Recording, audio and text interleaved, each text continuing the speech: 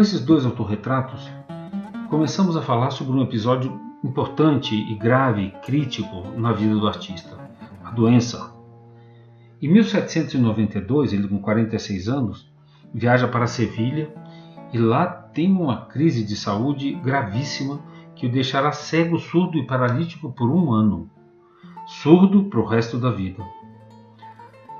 Nesses dois autorretratos, chama a atenção por um caráter um tanto revolucionário, talvez rebelde, que vemos nesse rosto e nesse cabelo despenteado do retrato à esquerda.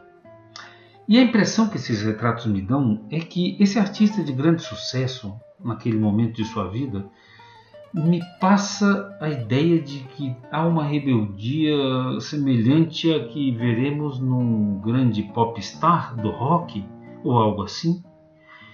E se de fato avaliamos o que era um pintor naquela época, onde não havia um modo de reprodução de imagem, a não ser a gravura, e mesmo assim de alcance limitado, e nesse contexto, um artista como Goya, criador da vanguarda cultural do seu país, tem um alcance, de certo modo, contestador, talvez até revolucionário, semelhante a um grande roqueiro da nossa época. Então, comparando esses dois contextos, vamos falar sobre essa doença que transformará o trabalho de Goya radicalmente. Com a surdez que permanecerá para o resto da vida, ele se torna ainda mais introspectivo, mais solitário, de certo modo, mais crítico. E o trabalho que ele vai desenvolver a partir da crise da doença é aquele que é considerado como o que inaugura o romantismo, por suas características subjetivas, dramáticas, de sonho, de pesadelo, de sofrimento. Há um rompimento com toda a arte anterior quando Goya começa a produzir após a doença. Sobre a doença, eu tomo a liberdade de apresentar uma hipótese própria. Nunca vi nenhuma interpretação desse episódio da vida de Goya com o viés que eu vou apresentar em seguida, baseado em alguns textos e em algumas referências. O livro que usamos em aula, A Sombra das Luzes, de Tzvetan Todorov, uma bela biografia de Goya, uma biografia filosófica, uma biografia conceitual, A Sombra das Luzes, diz o seguinte sobre a doença no capítulo A Doença e Suas Consequências. O objetivo da viagem é desconhecido. Então, Goya não avisa os patrões, a corte, não avisa a família, não avisa os amigos, não avisa os colegas da academia. É um mistério, porque ele viaja sem comunicar, como diz o Todorov, não comunica essa ausência a seus superiores, aos quais deveria ter solicitado uma autorização, e por aí vai. O único texto que tem algum indício é de um dos seus grandes amigos, que diz: foi por causa de sua imprudência. É a única frase que temos que dá alguma informação, por mais vaga que seja. Qual é a minha tese? No livro La obra pictórica completa de El Bosco, Hieronymus Bosch, que tinha muitas pinturas, inclusive na corte da Espanha, os reis espanhóis eram grandes clientes de Bosch, em espanhol El Bosco. Então, nesse livro, na última parte dele, há um pequeno texto. Eu vou ler em espanhol, falando sobre Bosch. La última y hasta demasiado sugestiva hipótesis es la que refiere Delevoye, 1960, según la cual el artista, anticipando ciertos héroes víctimas de los alucinógenos modernos, de Rimbaud a Henri Michaud, se drogaba para potenciar el propio repertorio de invenciones. Recuérdese los recientes experimentos de Peuquert y la Universidad de Göttingen, que habría actualizado la receta de una pomada de brujas, hallada en un tratado del siglo XVI, que provocó en los pacientes en los que fue experimentada visiones semejantes a las del Bosco y en particular vuelos en el aire e orgias com seres monstruosos. Então, traduzindo rapidamente, o que essa pesquisa da Universidade Alemã de Göttingen fez foi atualizar uma receita de uma pomada de bruxas. E com as substâncias alucinógenas contidas nessa pomada, os pacientes tiveram visões semelhantes às dos quadros do Bosch, e se cita em particular voos no ar e orgia com seres monstruosos. Esse é o contexto da bruxaria, do qual já falamos muito levemente quando apresentamos o trabalho de Goya, na introdução inclusive. E aqui vamos então entrar com um pouco mais de profundidade nesse aspecto da cultura espanhola, porque o que é a bruxaria? A não ser aquelas religiões, aquelas mitologias, aquelas práticas não cristãs anteriores ao cristianismo, em todas as sociedades, seja dos índios da América Latina, seja dos índios da Norte América, seja nos africanos, nos australianos, tudo aquilo que é condenado como bruxaria são as práticas xamânicas anteriores ao cristianismo. Então, minha tese é que Goya foi atrás de uma experiência desse tipo. Mesmo como iluminista, já dissemos que Goya tinha profundas raízes na cultura espanhola, na cultura popular espanhola, e a bruxaria faz parte desse contexto, e vamos ver isso na obra de Goya logo após a doença. Mas vou antes ilustrar com os trabalhos de El Bosco, ou Hieronymus Bosch, essa tese. O quadro mais famoso de Bosch, O Jardim das Delícias, inclusive está na Espanha, no Prado. Isso estava no quarto dos reis da Espanha. É um tríptico, aí com as portas abertas. Do lado esquerdo, o Jardim do Paraíso, com a árvore da sabedoria, do conhecimento. No painel central, o Jardim das Delícias, onde os reinos se misturam, o mineral, o animal, o vegetal, a natureza tem imunidade entre os contrários. É um hino aos prazeres terrenos, à sensualidade, à liberdade. E a porta da direita, o inferno musical. Temos aqui então um detalhe do paraíso, onde se vê essas estruturas praticamente alucinadas da natureza. Temos aqui um detalhe do Jardim das Delícias, onde a total liberdade, temos negros, brancos, homens, animais, flores, frutos, pássaros, framboesas, morangos, todo tipo de metáforas e loucuras. E o inferno musical, onde um autorretrato de Bosch se mostra no meio dessa extrema desarmonia que é metaforizada pela música, como aquilo que pode nos produzir sofrimento, angústia.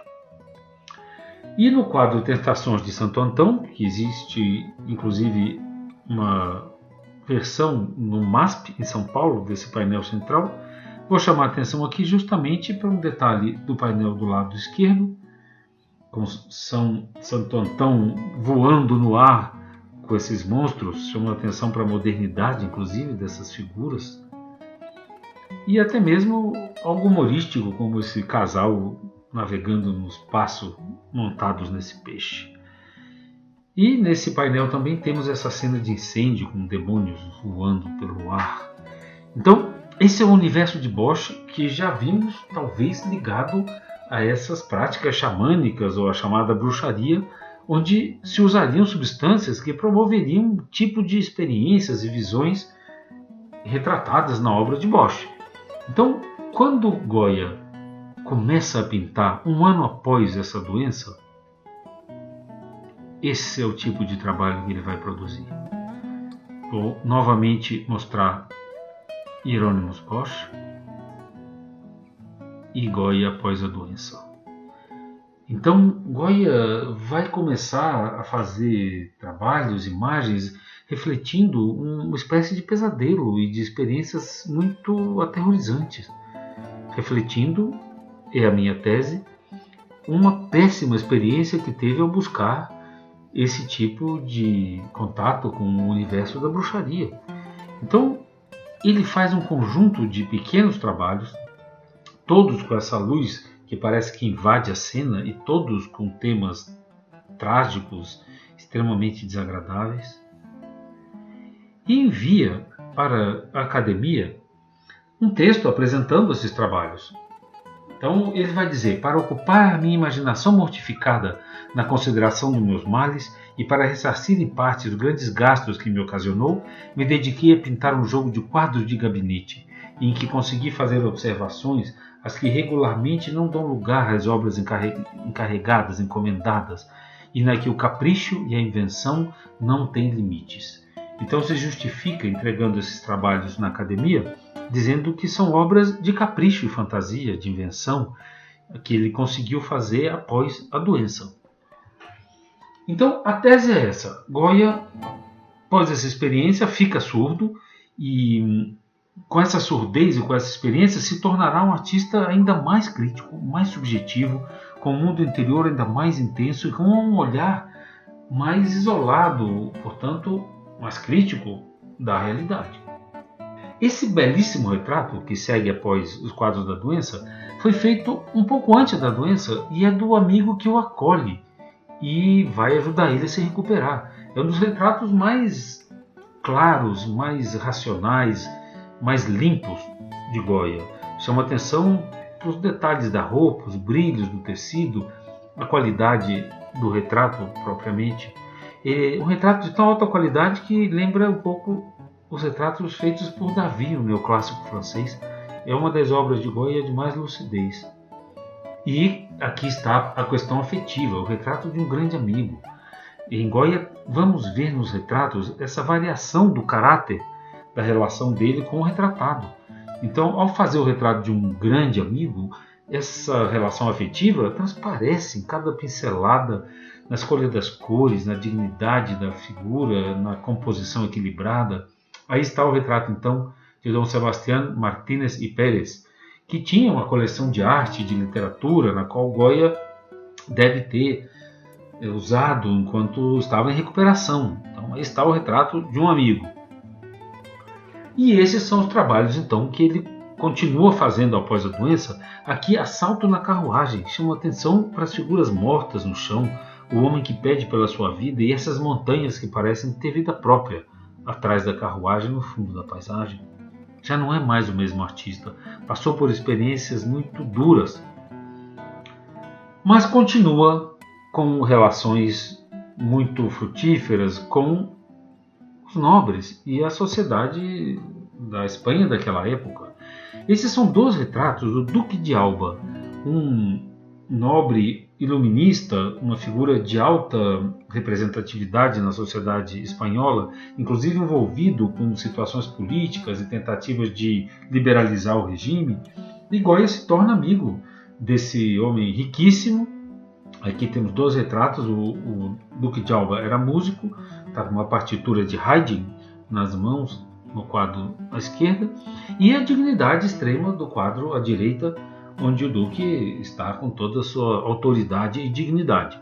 Mas o caso de Goya não será com o Duque, e sim com a sua viúva, a Duquesa de Alba. Goya estabelece uma relação com a Duquesa pouco após a morte do seu marido, e, ao que tudo indica, foi uma relação amorosa.